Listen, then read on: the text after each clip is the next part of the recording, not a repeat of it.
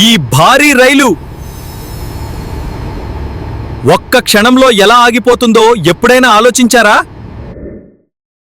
రైలు ఒక్కసారిగా ఆగిపోవడానికి గాలే ఎంత పెద్ద పాత్ర పోషిస్తుందో తెలుసా? రైలులోని బ్రేక్ వ్యవస్థ అంతా ఈ గాలి పైపుల మీదే ఆధారపడి ఉంటుంది. ఇంజన్లోని ఈ కంప్రెసర్ గాలిని బలంగా సంపీడనం చేసి రిజర్వాయర్లో నిల్వ చేస్తుంది.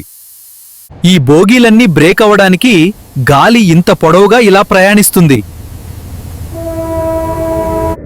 పీడనం తగ్గిన వెంటనే వాల్వ్ తెరుచుకొని గాలి బ్రేక్ సిలిండర్కి పంపుతుంది.